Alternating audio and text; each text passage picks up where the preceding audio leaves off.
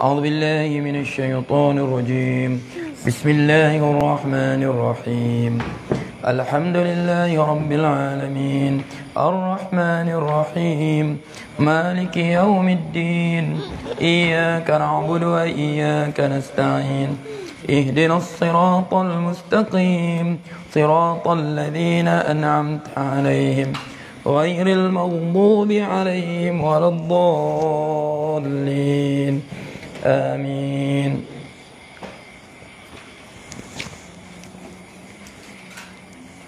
أعوذ بالله من الشيطان الرجيم.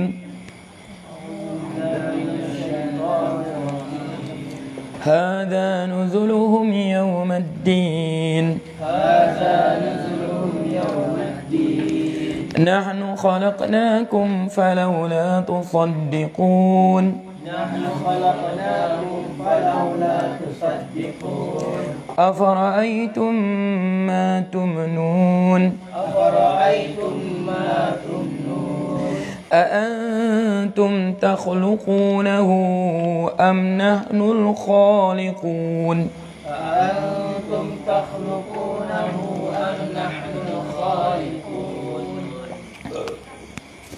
أعوذ بالله من الشيطان الرجيم. بسم الله الرحمن الرحيم.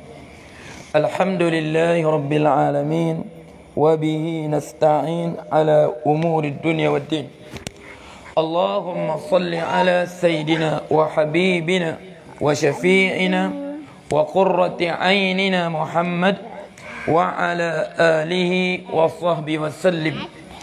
كلما ذكرك ذاكرون وغفل عن ذكرك الغافلون. أعوذ بالله من الشيطان الرجيم.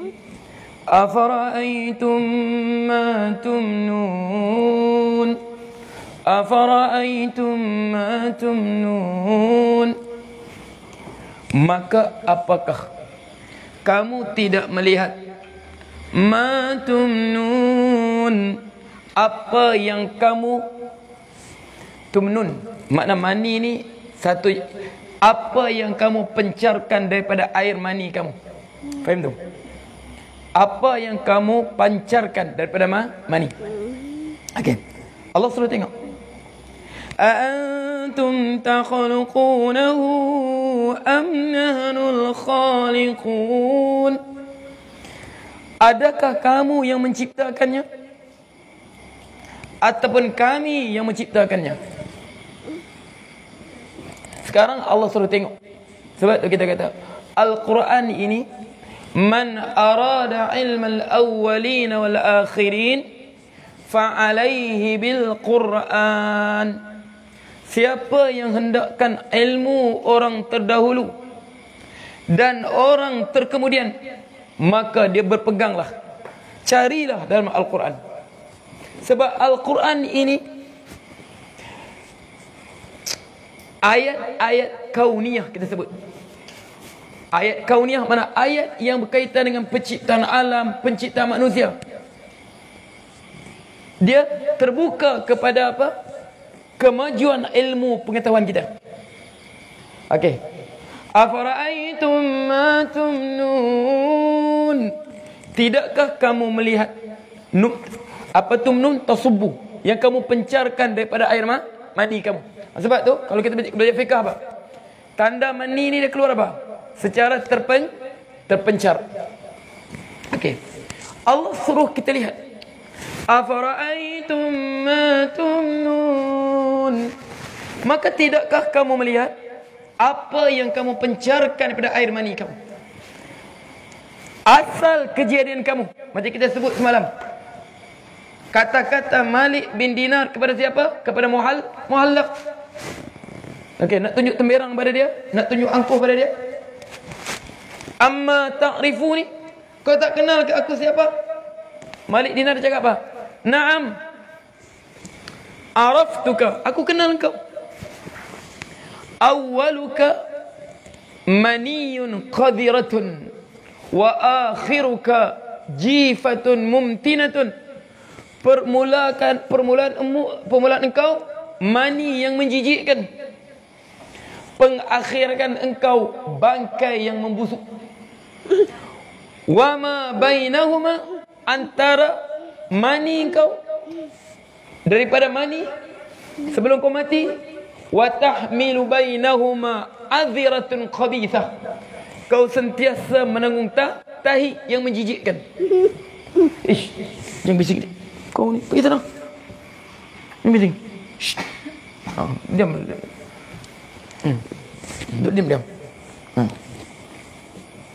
Okey. Jadi Allah SWT tengok. Afara'aitum ma tumnun, maka tidakkah, jangan jauh. Afara'aitum ma tumnun, maka tidakkah kamu melihat apa yang kamu pencarkan daripada air mani kamu? Habis belajar tiga tempat kan? Ustaz ingat, kalau Ustaz ingat dulu Ustaz baca tiga tempat tajuk ni. Tiga tempat Ustaz ingat dulu ni. Okey, makna dia mani ni Allah suruh kita tengok. Afara'aitum ma tumnun, punca macam mana kita diciptakan. Okey. Dia setiap dia keluar tu, sewaktu berlaku persetubuhan suami isteri, berapa jumlah dia sperma yang dikeluarkan? Lebih kurang 20 juta sehingga 300 juta jumlah dia. 20 juta sehingga lebih kurang begitu kan? Lupa Ustaz dulu. Cikgu ngaji biologi kan? Lebih kurang begitu. Kalau tak lupa dulu 3 tempat dulu belajar dulu. Okey. 20 juta hingga 300 juta setiap kali dia dikeluarkan. Satu, kita tengok di mana Allah simpan air mani kita. Di mana disimpan di mani? Dalam badan ke luar badan? Luar badan ke dalam? Di mana? Dalam testis, atau kita sebut apa? Testicle. Kan? Testicle tu. Biji kau lah tu. Okey, disimpan di situ. Cuba tengok hikmah Allah SWT tengok. Ingat ini semua kena faham. Ini hakikat Quran. Mani bukan dihasilkan dalam testis, tak. Mani dihasilkan dalam tulang sulbi. Khuliqa min ma'in dafiq, diciptakan daripada air yang terpencar. Yakhruju min baini sulbi wat taraib, yang keluar daripada tulang sulbi lelaki dan tulang dada perempuan. Testicle hanya tempat simpan mani saja. Mengapa tak simpan dalam perut badan kita? Mengapa biji kita di luar? Sebab badan kita terlampau panas. Makna dia tak sesuai simpan dalam badan. Allah jadikan biji kita di luar. Aizudin, biji kau di luar ke dalam? Wah, mana boleh di dalam? Okey. Faham tak? Allah jadikan di luar. Sebab apa? Sebab dalam badan haba dia panas. Afara'aitum ma tumnun, tidakkah engkau melihat apa yang kamu pencarkan daripada air mani? Okey. Manusia ni, okey, yang dia nampak hanya berkahwin sudah kami lepas 6 bulan mengandung. Itu saya dah faham. Okey. Kamu kahwin tak mengandung apa? Tak hamil lagi isteri kau? Itu saya dah faham. Makna dia hanya sekadar fikir hanya tuntutan biologi dia saja. Hanya tuntutan biologi saja. Faham tak? Allah suruh fikir lebih pada tu. Afara'aitum ma tumnun, tidakkah kamu melihat apa yang kamu pencarkan pada air mani kamu? Sekali keluar berapa habis? 20 juta sehingga 300 juta sperma. Bahasa Arab dia panggil al-hayawan al-manawiyah. Dia keluar tu. Kemudian kalau perempuan ovari kan? Okey, ovari tempat keluar dia tu. Testis tempat keluar sperma. Ovum ovari tempat keluar ovum kan? Dia keluar satu saja ataupun dua. Tak banyak. Dia keluar pada tiub fallopian. Fallopian kan? Lebih kurang begitulah. Lebih kurang tu. Tiub fallopian. Lama. Dulu belajar apa? Untuk SPM saja tu. Dulu belajar apa? Sebab tu kita belajar untuk perisau saja. Itu yang ingat-ingat dulu ni. Ingat-ingat lupa tu. Kau siap Ustaz? Okey. Yang belajar SPM dulu. Okey. Jadi dia keluar ovum tadi apa? Ovari dia lepaskan ovum. Ovum ini dia boleh hidup berapa lama? Tak silap lah. Cikgu biologi tegur dia 24 jam kan? Kalau tak silap dia hanya boleh hidup 24 jam kan? Okey. Tak silap lah. Kemudian sperma ni dia boleh sampai 2 minggu hingga 3 minggu. Okey, nampak tu? Afara'aitum ma tumnun.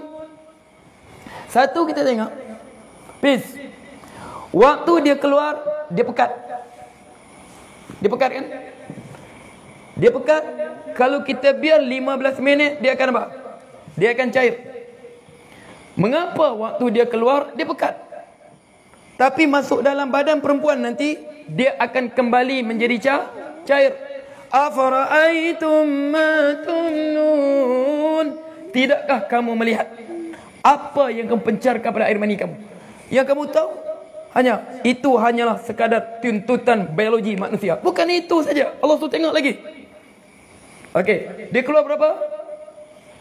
Sperma ni 20 juta sehingga 300 juta. Dia keluar 15 minit lepas dia keluar, dia mula mencair. Kalau pekat dia nak berjalan macam mana? Allah jadikan dia mencair sebab supaya berjalan. Okey, dia limpas dalam bahagian dalaman perempuan. Bahasa dia panggil apa? Vagina, cervix, kemudian apa? Agak begitu kan? Ya kan? Okey, dia akan limpas semua tu. Nak limpas tu, vagina ni dengan asid dia berapa banyak yang mati? Dengan lendir dia semua tu, yang lendir semua tu apa? Akan mematikan sperma. Berapa jumlah dia? 20 juta hingga 300 juta. Dah sampai itu. Kemudian sampai ke cervix. Ada yang apa? Tersangkut banyak. Berenang ni, semua berenang. Sebab apa? Cairan. Cairan itulah makanan dia sepanjang perjalanan dia. Betul, malu pula Ustaz cikgu biologi depan kita ni. Nah, ini apa? Minta maaf kalau tersilap. Ini ingatan hampir berapa tahun dulu. Nah, lupa sudah Ustaz pun lupa submit FCN tahun berapa. Sebab apa itu? Itu ilmu belajar untuk periksa saja. Okey, dia berjalan. Okey. Tersangkut sana. Nanti apa? Sampai satu peringkat. Okey, ini dia keluar apa? Dia nak pergi jumpa apa? Satu ovum di tube fallopian tadi. Okey. Dia keluar. Cuba tengok. Ada setengah berenang. Tak jumpa sel, mati situ. Ada yang mati tersangkut, ada yang mati apa? Mati bahan apa? Bahan asid daripada apa? Dalam rahim semua tu. Dan sampai peringkat. Okey, badan perempuan sendiri dia tengokkan benda asing masuk badan dia. Dia keluarkan antibody, serang balik sperma tadi. Berapa banyak sikit lagi mati.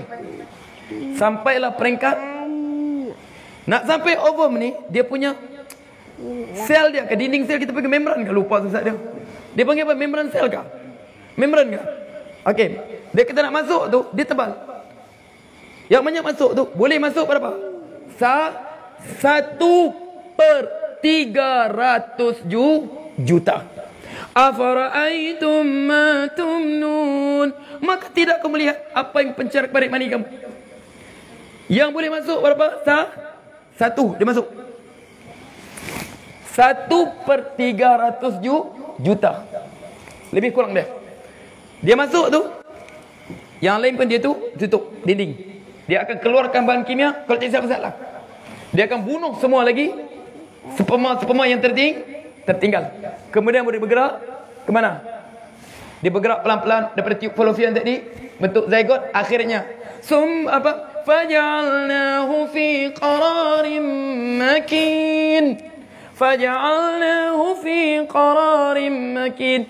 Maka kami tempatkan dia pada tempat yang cukup mantap. Di mana? Dalam rahim. Ila qadarin ma'lum. Sebagai tempoh yang kami tetapkan. Berapa lama tempoh hamil? 9 bulan kebiasaan. Mazhab Syafi'i berapa lama? Kalau mazhab Syafi'i, tempoh hamil paling lama berapa? 4 tahun. Kalau Abu Hanifah, setahun, 365 hari. Mengapa mazhab Syafi'i paling lama sekali tempoh hamil?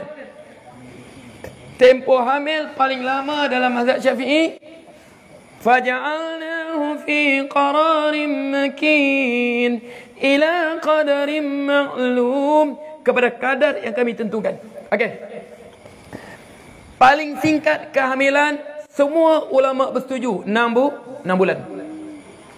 Makna mana-mana perkahwinan sekiranya lahir anak belum cukup 6 bulan daripada tarikh perkahwinan, maka anak tadi tidak layak dibinkan kepada suaminya. Kalau kurang daripada berapa bulan? 6 bulan. Tidak ada istilah apa nak? Ada dulu Ustaz dengar fatwa, dia kata apa? Boleh. Sebab dalam mazhab Hanafi. Mana dalam mazhab Hanafi? Itu kitab apa? Al-Lubab fi Syarih Kitab. Maksud ulama Hanafi begini. Sekiranya bayi tak dilahir belum cukup 6 bulan daripada tarikh perkahwinan, kemudian si bapa ni dakwa, ini sebabnya anakku. Dalam mazhab Hanafi, kita terima dakwaan dia. Kata dia bapaknya. Sebab apa? Sebab dia kata mungkin mereka kahwin secara sembunyi sebelum mereka isytiharkan. Ini anak zina boleh dibin. Mazhab Hanafi. Bukan begitu mazhab Hanafi. Mazhab Hanafi maksud dia, boleh buka apa? Al-Lubab fi Syarhil Kitab. Anak zina boleh dibin.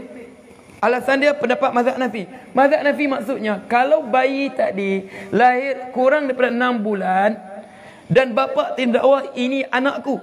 Sebab kita dengan Islam, kita mesti husnuzan. Jadi kita, ya anak dia. Mungkin mereka kahwin secara sembunyi sebelum mereka iklankan perkahwinan dia. Okey. Jadi Allah sebut, afara'aitum ma tumnun. Maka tidakkah kamu melihat apa yang pecar kepada air mani? Sebab tu Allah sebut, apa yang berlaku tu satu peristiwa yang cukup hebat untuk orang yang berakal. Sebab tu kalau orang belajar bidang ni, ustaz dulu belajar 3 tempat saja tu, 3 tempat automatic SPM saja tu, terfikirkan, termenung ustaz fikir, no, subhanallah, 30 juta. Kita ni pasal 1/300 juta. Maknanya waktu tu semua kita tak sedar tu berlaku. Afara'aitum ma tumnun a'antum takhluqunahu am nahnul khaliqun. Adakah kamu yang menciptakan semua ini ataupun kami yang menciptakan? Kita pun subhana khalaqa kulli syai'in faqaddarahu wa ahsana taqdirah. Maha suci Allah yang mencipta segala sesuatu dan mentakdirkan seindah-indah takdirnya. Subhana man khalaqa kulli syai'in faqaddarahu fa ahsana taqdirah. Maha suci Allah mencipta cukup hebat. Dia mentakdirkan dengan seindah-indah takdir. Okey, jadi kita ni lahir ke dunia. Sebab Allah sebut apa? Yang berlaku tu, innallaha indahu ilmul ghaib wa yunazzilul ghaitha wa ya'lamu ma fil arham. Dia yang mengetahui apa yang ada dalam rahim. Faham tu? Okey. Jadi manusia waktu tu, makna kita ni maksud lemahnya kita waktu tu. Ini baru jasad kita, belum roh lagi. Jasad kita dapat kita kaji penciptaan dia. Dapat kita kaji macam mana roh. Sebab tu Allah sebut dalam Quran, awalam yaral insanu anna khalaqnahu min nutfah fa idza huwa khasimun mubin. Awalam yaral insan, jangan dia kacau dia. Jangan dia. Diam. Cabut salah butangnya. Okey. Awalam yaral insanu anna khalaqna. Tidakkah manusia melihat anna khalaqnahu min nutfah? Kami cipta pada nutfah, daripada ovum dan sperma. Fa idza huwa khasimun mubin. Dia keluar ke dunia ini, dia menjadi musuh yang sangat nyata. Punyalah bertemerang, kita jaga kita. Kita jaga kita. Waktu kita sperma 1/300 juta.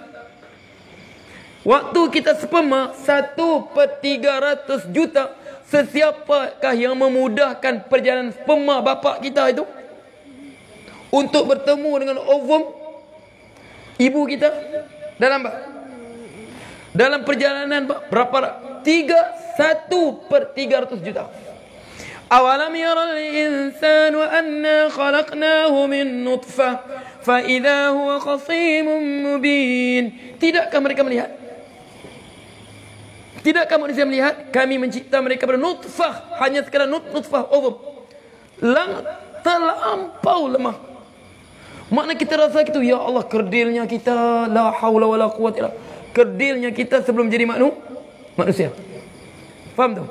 Tapi keluar fa idza huwa khasimun mubin. Musuh yang nyata. Kita jaga kita. Dia lupa kudrat Allah semasa perjalanan untuk hidup, untuk ke dunia ni. Dia lupa kekuasaan Allah untuk ke dunia ni. Kita mampu menang. Kita jaga kita. Di mana manusia ni? Allah sebut fa idza huwa khasimun mubin. Sebab tu Allah sebut dalam ayat lain, sanurihim ayatina fil afaqi wa fi anfusihim hatta yatabalum annahu al-haq. Kami akan memperlihatkan kepada mereka tanda-tanda kekuasaan kami. Fil afaq, di ufuk-ufuk dunia ini. Langit yang tidak bertongkat, matahari yang tidak berkurang gasnya. Apa? Cahaya langit yang tidak pudar warnanya.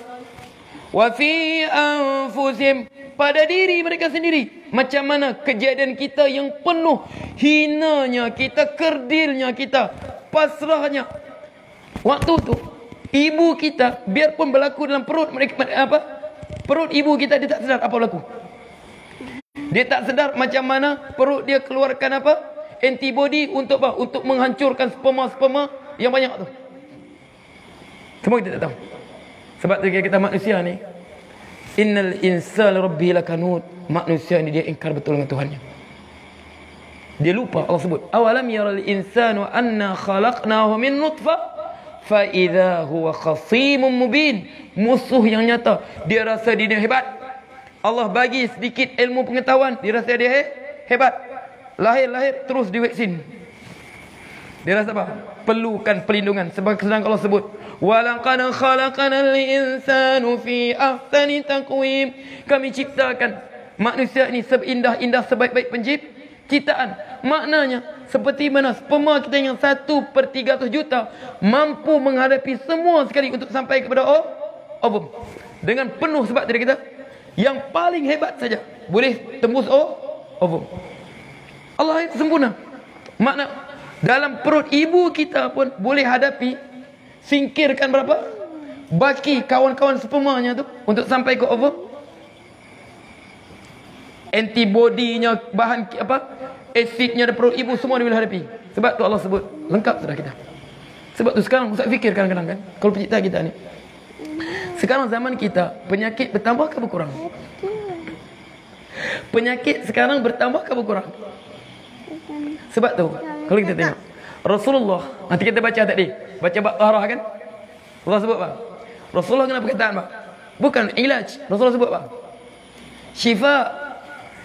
Idza waqa'adz dhubabi fi syarabi ahadikum falyaghmithu thumma liyanzi'hu fa inna fi ahadi janahi da'un wa fil akhari shifaa'un.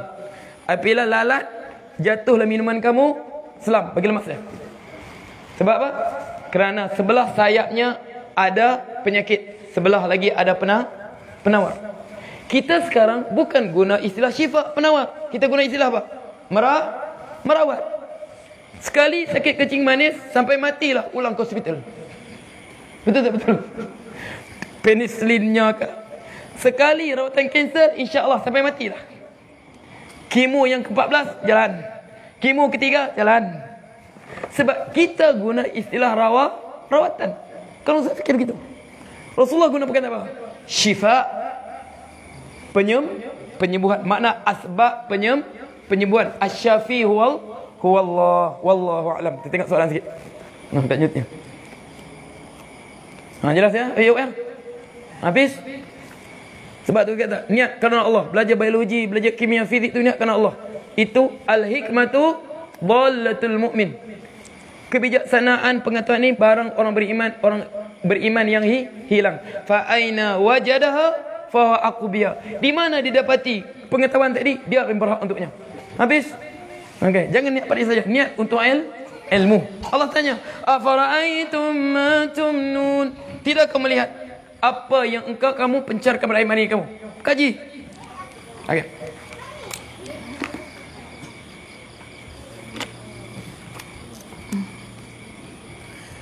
Assalamualaikum Ustaz. Tak, nanti tak ikut giliran tu. Assalamualaikum Ustaz. Waalaikumsalam warahmatullahi wabarakatuh. Saya ada soalan. Bagaimanakah menutup aurat? Bagaimanakah menutup aurat dengan sempurna bagi seorang wanita? Rasulullah sebut apa pada Asma? Ya Asma, idza balagatil mar'atu al-mahidha fala yahillu an yura minha illa hadha wa hadha. Wahai Asma, apabila seorang perempuan itu telah sampai umur haid, makna telah balik, maka tidak halal lagi baginya untuk dilihat illa hadha wa hadha, melainkan ini dan ini. Apa? Asyara ila wajhi wa kaffaihi. Dia tunjuk kepadamu mukanya, ini muka pada sini sampai sini, waktu yang wajib basuh waktu wudu. Wa hadha wa kaffai, dua tapak tangan masuklah. Makna tapak tangan masuk lagi belakang tangan. Nak tutup macam begini. Faham tak? Itu kita panggil mafhum. Makna dua tapak tangan. Ini saja yang boleh dibuka. Sekarang tapak kaki macam mana? Tapak kaki kebanyakan ulama sebut juga aurat. Sebab apa? Ummu Salamah tanya Rasulullah SAW. Ummu Salamah, ya Rasulullah, hal tusalli al-mar'atu fi dir'in wa idharin fi dir'in wa khimarin biduni idhar? Ya Rasulullah, adakah seorang perempuan ini salat fi dir'in pada jubah dia, wa khimar tudungnya, biduni idhar tanpa ada kain sarung dia? Mana jubahnya dengan apa? Tudung dia, khimar dia. Rasulullah, idza kana ad-dir'u wasi'an yughatti dhuhur qadamai. Apabila jubah tadi luas, menutup kedua-dua tapak kakinya. Sebab tu pada hadis ni lah ulama sebut bahawa tapak kaki juga termasuk aurat. Walaupun begitu dalam mazhab kita, Imam Ibrahim Al-Muzani, yang mukhtasar tu apa? Al-Hawi Kabir tu kan? Syarah apa? Syarah mukhtasar Muzani. Dia kata tak, tapak kaki tak termasuk aurat. Dia kias pada apa? Dengan tapak tangan, hujung anggota badan. Hadis tadi, dia kata hadis tadi mauquf. Makna hadis mauquf dia tak boleh jadikan hujah. Tapi jumhur kita sebut tapak kaki juga aurat. Sebab kita pegang perempuan solat pakai telekung tu tutup tapak kaki. Sebab inilah pendapat yang muktamad dalam mazhab kita. Okey. Salam Ustaz. Salam. Assalamualaikum. Waalaikumsalam. Soalan pasal macam mana nak dilakukan ibadah haid? Orang haid macam mana buat ibadat? Sebab Rasulullah sebut apa? Alaysa idza hadatil mar'ah lam tusalli wa lam tasum. Tidakkah perempuan ini apabila datang haid dia tidak solat dan puasa? Ingat ya? Yang ibadat tak boleh buat solat, puasa. Kemudian baca Quran. La yaqra'unna al-haidu wala junubun syai' min al-Quran tidak membaca orang haid, orang berjunub sesuatu pada Quran. Ibadat apa? Banyaknya ibadat boleh buat selain solat. Zikir, salawat, baca maksurat. Ingat ya? Baca maksurat biarpun ada ayat Al-Quran. Ingat. Ini. Al-maksurat biarpun ada ayat Quran, tetapi kita telah jadikan dia sebagai zikir harian kita. Pagi maksurat, petang maksurat. Pagi maksurat, petang maksurat. Al-Fatihah, awal surah Al-Baqarah, lillahi ma fis sama, la ikrah fid din. Kita jadikan sebagai zikir harian kita. Boleh tak boleh? Hukum dia boleh, dengan syarat kita niat di zikir. Boleh. Dengan niat kita syarat di zikir. Berdasarkan apa? Sebab perempuan haid makan nasi boleh baca bismillah kah? Bismillahirrahmanirrahim. Boleh tak boleh? Boleh. Sedangkan bismillah tu ayat Al-Quran. Innahu min Sulaiman wa innahu bismillahirrahmanirrahim. Sesungguhnya ia daripada Sulaiman dan ia adalah Bismillahirrahmanirrahim. Boleh? Okey. Jadi dalam masalah ya.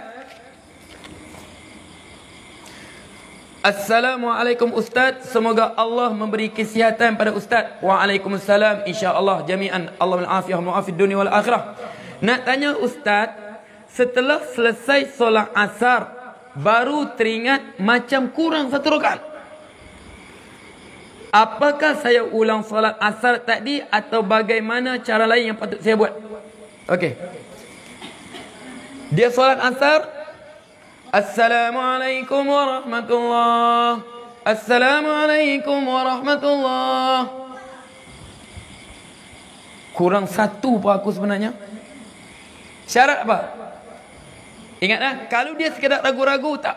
Sebab tu asyakku ba'da salat la yu'assir. Kalau hanya sekarang ragu-ragu, tak. Sebab dia bagi salam, dia yakin dia telah habis solat. Tiba-tiba habis solat, dia ragu. Aku macam tinggal satu rakaat kan? Sebab tu, asyakku ba'da salati la tu'assir, la yu'assir. Syak, ragu-ragu selepas solat, tidak lagi memberi kesan. Sebab apa? Al-yaqin la yuzalu bisyak. Sebab dia, mengapa dia bagi salam? Assalamualaikum warahmatullahi. Assalamualaikum warahmatullahi. Sebab dia yakin dia telah sempurna. Tiba-tiba dia syak. Jadi tak berkesan. Tapi kalau dia benar-benar yakin, oi, 3 rakaat pokok solat. Kalau dia benar-benar yakin, faham tak? Apa perlu buat? Rakaat pertama aku baca kuliah. Rakaat kedua qul huwallah. Ketiga aku berkhayal. Ya kan, terus bagi salam. Dia ingat, yakin betul. Waktu perlu dibuat, dia hanya perlu bangkit tambah 1 rakaat. Ini dengan syarat dia yakin, bukan 3 ke 4 tak. Ya, dengan syarat yakin. Ragu hanya mempengaruhi kalau dalam solat. Luar solat tak mempengaruhi. Jelas tu? 3 ke 4, 3 ke 4. Okey, jadi dia yakin. Kurang 1. Terus bangun tambah 1 rakaat. Dengan syarat jaraknya tak jauh. Makna setengah lama tersebut kalau dia solat 2 rakaat belum habis. Okey, sebab apa? Berdasarkan hadis Rasulullah. Okey, Rasulullah dia satu hari ada kata asar ke zuhur. Jadi fasallama min raka'atain. Selepas 2 rakaat dia Assalamualaikum warahmatullahi. Assalamualaikum warahmatullahi. Duduk. Selepas 2 rakaat dia bagi salam. Waktu itu fakhraj sala'an nas. Sebagian sahabat yang kelang apa? Yang tak berzikir terus keluar surah masjid. Fahaba an yukallimu ahad. Tak ada siapa pun berani nak tegur Rasulullah. Abu Bakar ada, Omar ada, Osman ada, Ali ada. Rasulullah selepas dia bagi salam, dia pergi ke penjuru masjid. Dia duduk kahai ati Ghadban. Kalau Syekh Ustaz sebut, dia Rasulullah duduk begini. Dia duduk begini. Dia duduk sambil tongkat atas sini. Kahai ati Ghadban.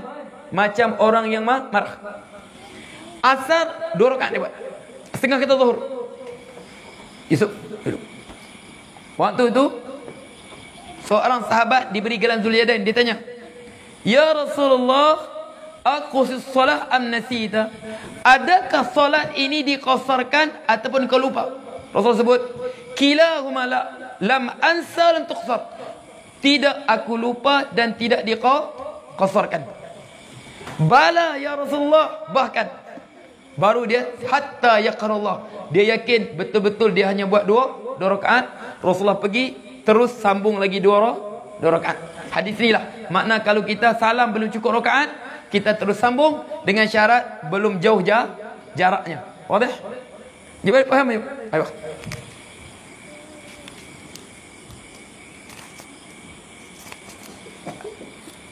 Assalamualaikum Ustaz. Waalaikumsalam. Perkongsian soalan. Apakah maksud ahli sunnah wal jamaah aswaja? Ahli sunnah wal jamaah bukan aswaja. Ahli sunnah wal jamaah, ahli sunnah wal jamaah. Dia bukan NGO, dia bukan badan, dia bukan. Ahli sunnah wal jamaah bukan badan. Dia bukan pertubuhan. Faham tak? Ahli sunnah ni wal jamaah. Okey, apakah maksud ahli sunnah wal jamaah? Okey, Rasul sebut iftaraqatil yahudu ila 70 firqah kulluhum fin nar illa wahidah. Wa iftaraqatin nasara ila 71 firqah kulluhum fin nar illa wahidah. Orang Yahudi telah berpecah menjadi 70 golongan, semua dalam neraka kecuali satu. Orang Nasrani telah berpecah menjadi 71 golongan, semua dalam neraka kecuali satu. Wa tastabriqu hadhil ummah ila 72 firqah kulluha fin nar illa wahidah. Umat ini akan berpecah kepada 72 golongan, semua dalam neraka illa wahidah. Jadi sahabat tanya, "Man hum ya Rasulullah?" "Man ana alaihi wa ashabi." Sesiapa yang aku berada di atasnya dan para sahabatku. Itu yang selamat. Jadi macam mana timbulnya istilah ahli sunnah wal jamaah? Adakah Abu Bakar mengklaim dirinya ahli sunnah? Adakah Omar mengklaim dirinya ahli sunnah? Pernah dengarkah? Omar kata, "Aku ahli sunnah." Jadi bila timbulnya istilah ni? Ingat ya? Istilah ni. Sekarang saya tanya, mengapa ahli sunnah wal jamaah? Mengapa bukan ahli sumber kitab pertama Quran? Mengapa bukan ahli Quran was sunnah wal jamaah? Mengapa ahli sunnah wal jamaah? Boleh faham tak? Ini mana istilah tarikhiyah yang perlu kita kaji. Okey, sebab tu kalau ikut pendapat yang paling kuat, macam-macam. Bila muncul, ada kata yang mempopularkan ahli sunnah wal jamaah ni siapa? Imam Abu Hasan Al-Asy'ari. Adakah ahli sunnah datang sebab Abu Hasan Al-Asy'ari? Bukan begitu. Dia kata pertama sekali muncul perkataan jamaah. Ahlul jamaah. Apa? Pertama dalam sejarah Islam muncul perkataan al-jamaah. Jamaah ni apa? Sebab tahun 40 Hijrah berlaku perdamaian antara umat Islam di Iraq di bawah pimpinan Al-Hasan bin Ali radhiyallahu anhuma. Selepas kewafatan Sayyidina Ali dengan apa? Dengan Muawiyah bin Abi Sufyan radhiyallahu anhu. Tahun 40 Hijrah apa? Al-Hasan dia serahkan kekuasaan dia kepada Muawiyah. Waktu itu umat Islam semua bersatu di bawah satu jamaah. Jamaah siapa? Di bawah pimpinan Khalifah Muawiyah bin Abi Sufyan. Jadi tahun 40 Hijrah dinamakan Amul Jamaah. Ada nama jamaah, makna golongan yang tak terima tadi, dua golongan. Pertama, golongan Khawarij yang mengkafirkan Sayyidina Ali dan juga mengkafirkan Sayyidina Muawiyah dan pengikutnya. Kemudian golongan Syiah yang mengatakan hak kepimpinan ni hanya pada Sayyidina Ali dan keturunannya. Gitu. Sebab tu muncul pertama jemaah dulu sebelum sunnah. Bila muncul perkataan sunnah? Sunnah pada kurun kedua, ketiga hijrah. Sebab apa? Okey, zaman zaman Imam Ahmad, zaman fitnah khalqul Quran. Sebab waktu tahun apa? Akhir tahun kedua hijrah, awal tahun ketiga hijrah, waktu itu penguasaan Mu'tazilah. Okey, Imam Ahmad 27 tahun dalam penjara. Lebih kurang begitu. Okey, kebanyakan khalifah Bani Abbasiyah waktu Abbasiyah, mereka berpahaman Mu'tazilah. Al-Mu'tasim, Imam Ahmad masuk penjara zaman Mu'tasim, zaman Mutawakkil sampai zaman Imam Al-Wasiq billah. 3 khalifah dia. Mu'tasim, Mutawakkil, Al-Wasiq billah dalam penjara. Jadi sehinggalah waktu tu pengaruh Mu'tazilah cukup kuat dalam kerajaan Abbasiyah. Sebab Mu'tazilah ini dia mendahulukan akal daripada sunnah. Mana akal adalah penimbang kesahihan satu hadis. Okey. Jadi sehinggalah datangnya Imam Al-Wasiq. Panjang ceritanya. Sehingga pada waktu itu datang Wasiq, dia terus hilangkan lari pengaruh Mu'tazilah sehingga disuruh ulama hadis kembali meriwayatkan hadis. Jangan disibukkan dengan perbahasan ilmu kalam Mu'tazilah ni. Sibukkan dengan hadis Rasulullah. Jadi waktu itu dihidupkan sunnah. Sebab tu sunnah datang kemudian, jemaah dulu. Tapi kita ahli sunnah wal jamaah. Kemudian sehinggalah kemudian habis terusnya Mu'tazilah ini, makna hampir lenyap daripada kehidupan umat Islam, hampir ya, tetap ada pemikiran dia. Waktu munculnya Imam Abu Hasan Al-Ash'ari dan Abu Mansur Al-Maturidi. Jadi waktu itulah semakin berkembangnya istilah ahli sunnah wal jamaah. Itu di segi sirahnya, perjalanan sirahnya. Tapi kita kata Rasulullah sebut, jadi kita rujuk ahli sunnah wal jamaah ini.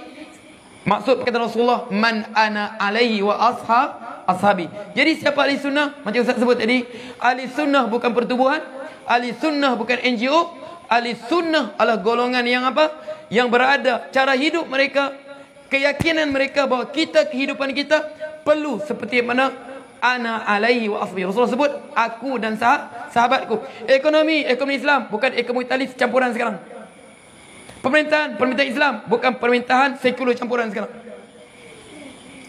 Makna semuanya Islam. Itu cara hidup zaman Rasulullah dan sahabatnya. Itulah ahli sunnah wal jamaah. Kalau tidak kita apa? Kita akan apa? Ini golongan Wahabi, kami ahli sunnah. Ini kami Salafi, kami ahli sunnah. Cara ahli sunnah sembahyang begini. Bukan itu. Itu hanya khilafah mazhab saja. Oh ni, setengah kata ahli sunnah ni mesti bahas sifat 20. Wujud qidam baqa. Subhanallah. Itu kebanyakan ahli sunnah daripada golongan ulama Asy'ariyah. Berapa ramai ulama yang tak bahas tauhid begitu?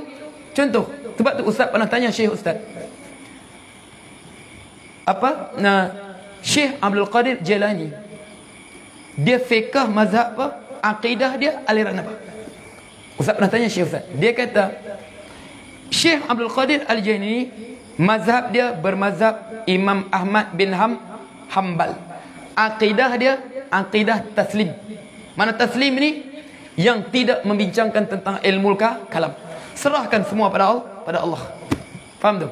Sebab dia kata ahli sunnah wal jamaah, mana orang yang jiwa macam sekarang tak ada hukum Islam kan? Adakah sekarang kita layak sebut kita ahli sunnah wal jamaah? Mana sunnah Rasulullah pada perundangan kita? Mana sunnah Rasulullah pada pemerintahan kita? Nampak? Makna kita hanya sebab tu kita ahli sunnah hukman saja, laisa suratan. Hukum saja, gambaran bukan ahli sunnah. Faham tu? Okey. Jadi ingatlah, itu ahli sunnah wal jamaah, siapa yang berada atas sunnah Rasulullah dan para sahabatnya. Okey, Aisyah silakan.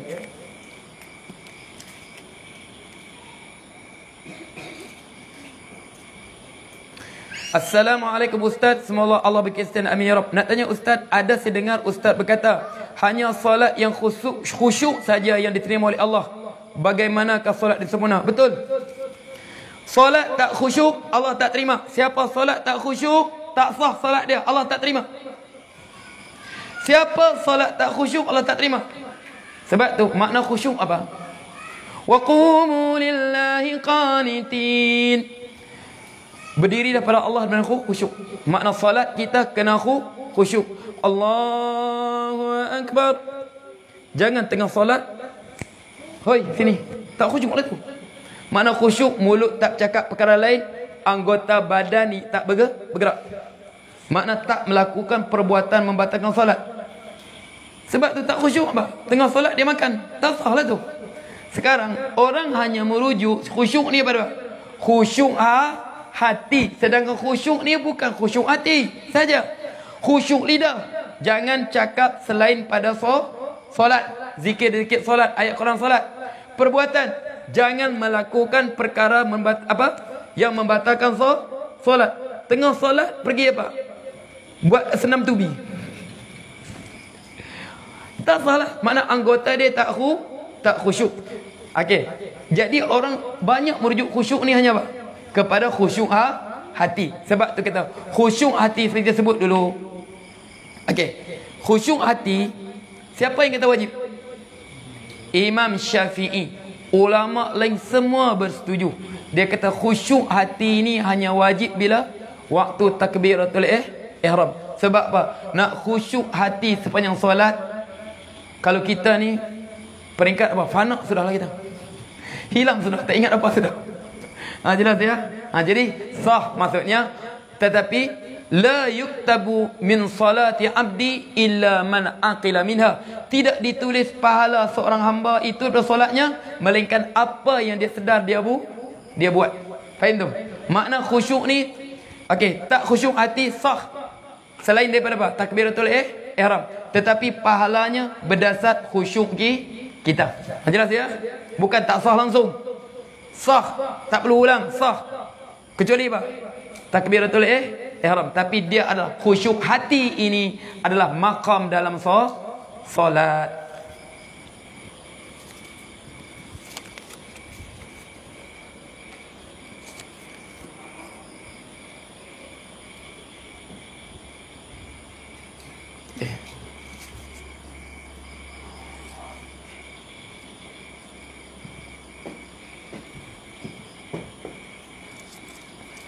Panjang lagi ni. InsyaAllah nuwasil fima ba'd. InsyaAllah. Ini soalan lagi, esoklah. Panjang ni.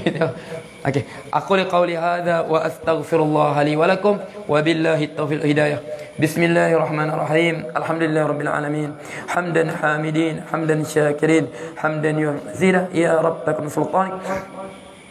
اللهم صل وسلم اللهم الحق حقا وارزقنا اتباعه والباطل باطلا وارزقنا اجتنابه ولا تجعل ملتبسا علينا فنضل واجعلنا للمتقين اماما ربنا آتنا في الدنيا حسنه وفي الاخره حسنه وقنا عذاب النار وصلى الله عليه وسلم والحمد لله رب العالمين.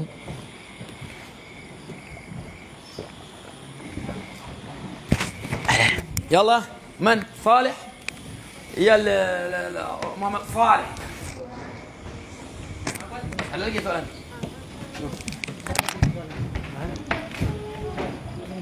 Ada soalan? Ada soalan itu? Ada mana? Ada yang jawab.